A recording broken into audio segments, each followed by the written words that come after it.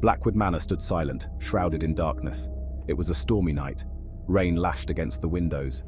Inside, a chilling scene unfolded. A woman lay dead. Her eyes were wide with terror. A pentagram drawn in blood surrounded her lifeless body. This was no ordinary murder. The locals whispered of a curse, an ancient evil haunting the manor. They said a witch, wronged many years ago, had vowed revenge. Tonight, it seemed, the witch had returned to collect her due. Eleanor, a young journalist new to the small town, felt a shiver run down her spine as she approached the manor. Her editor had sent her to cover the story. Eleanor wasn't superstitious, but the storm and the eerie silence unnerved her. She'd heard the whispers about the curse, dismissed them as local folklore. Yet standing there under the watchful eyes of the manor, she couldn't shake off a creeping sense of dread. What had happened here tonight? The next day, Eleanor started her investigation. The victim, she learned, was Emily Blackwood, the last descendant of the manor's original owner. The villagers were tight-lipped, their fear palpable. Eleanor caught snippets of conversations, whispers of the witch's curse. It seemed everyone knew the legend, but no one dared speak of it openly. Determined, Eleanor delved deeper, seeking the truth behind the whispers. Her search led her to the village library, a dusty haven filled with forgotten tales. The air was thick with the scent of aged paper and the whispers of history. Shelves towered above her, crammed with volumes that had not been touched in decades, perhaps even centuries. Each book seemed to hold a secret, a story waiting to be uncovered. An old book, its pages brittle with time, caught her eye. The leather cover was cracked and worn, bearing the marks of countless hands that had held it before. As she carefully opened it, the pages crinkled softly, revealing faded ink and intricate illustrations.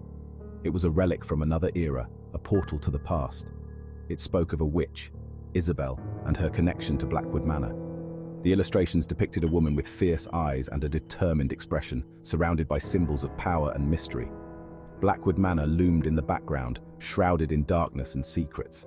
Accused of dark magic, she was burned at the stake, but not before cursing the Blackwood lineage. The scene was haunting, with flames licking at her feet, and a crowd gathered to witness her demise. Her final words were a curse, a vow of vengeance that would echo through the ages. The book mentioned an ancient oak tree, a silent witness to Isabel's trial and execution. Its gnarled branches twisted towards the sky, as if reaching out to grasp the truth. The tree stood in a forest that seemed to hold its breath, a place where time itself had stopped. It was said that the witch's spirit resided within the tree, her anger festering. The tree glowed with an eerie light, and some claimed to see a ghostly figure among its branches. The spirit of Isabel, trapped and tormented, waiting for the day she could exact her revenge. Eleanor knew she had to find this tree. Her heart pounded with a mix of fear and determination as she ventured into the dark forest. The path was treacherous, but she pressed on, driven by a need to uncover the truth, and perhaps to put an end to the curse that had plagued the Blackwood family for generations. Section 5. Shadows of Doubt. In the heart of the village, where whispers of old tales still lingered, there stood a path that few dared to tread. This path, shrouded in darkness and mystery, was known to the villagers as the Path of Shadows.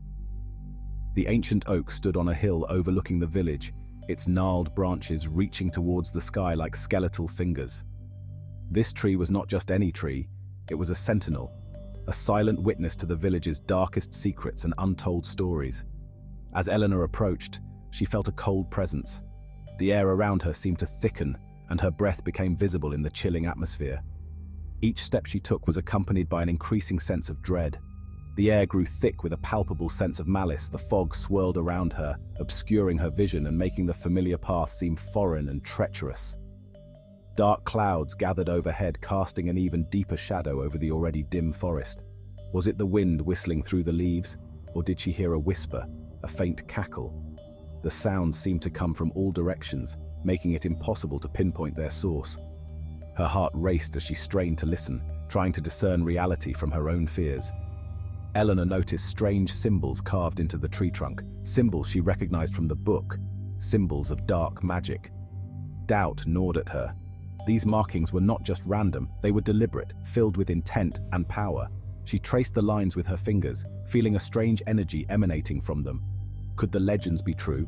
The stories she had read in the ancient book, tales of witches and dark rituals, seemed to come alive in her mind. The illustrations, once mere ink on paper, now felt like windows into a hidden world. Was there more to Emily's death than met the eye?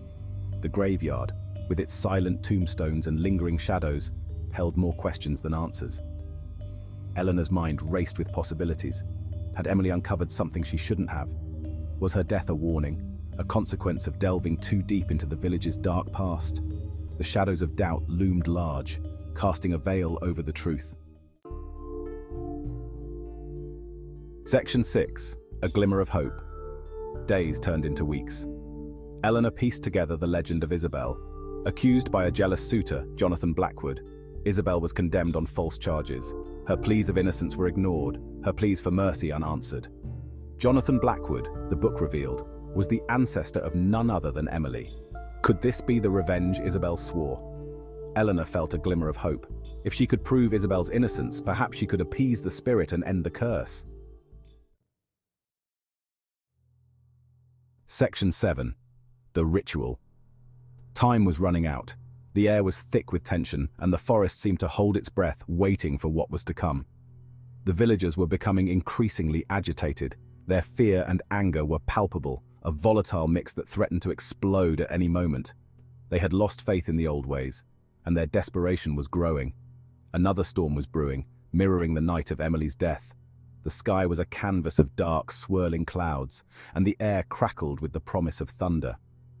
It was as if nature itself was mourning, echoing the turmoil in the village. Eleanor, now convinced of Isabel's innocence, decided to perform a ritual. She knew it was a long shot, but it was the only way to bring peace to the village and to her own troubled heart. The flickering candlelight cast eerie shadows on her face, highlighting her determination. She found the instructions in the old book. The pages were brittle and yellowed with age, filled with cryptic symbols and ancient incantations. It was a tome of forgotten knowledge, a relic from a time when magic was a part of everyday life. It was a dangerous gamble, but she had to try. The stakes were too high, and failure was not an option. Eleanor steeled herself, her resolve hardening like iron. She knew the risks, but she also knew that she had no choice. She gathered the necessary ingredients: herbs, stones, and a lock of her own hair. Each item had a specific purpose, each one a piece of the puzzle that would hopefully unlock the power she needed. Her hands trembled slightly as she worked, but she forced herself to stay focused. Standing before the ancient oak as the storm raged around her, Eleanor began the ritual. The wind howled through the branches and rain pelted her face, but she stood firm. The tree was a silent witness to her desperate plea, its gnarled branches reaching out like skeletal fingers. She spoke the words, her voice strong despite her fear, calling upon Isabel's spirit, begging for her to listen. The incantation was a melody of ancient sounds, a language long forgotten by most. As the final words left her lips, the forest seemed to hold its breath once more, waiting for a response. Section 8. Betrayal. The air crackled with energy. The wind howled. Suddenly, a figure materialized before Eleanor. It was a woman, her eyes burning with a cold fire. Eleanor gasped. This was no heartbroken innocent. This was pure, vengeful rage. "You dare summon me after what they did to me?" the figure hissed, her voice like ice shards. Eleanor, taken aback, stumbled back. This wasn't the spirit she expected. This was something far more sinister. "I sought justice," the figure snarled, circling Eleanor, her laughter echoing through the storm. "But they branded me a monster.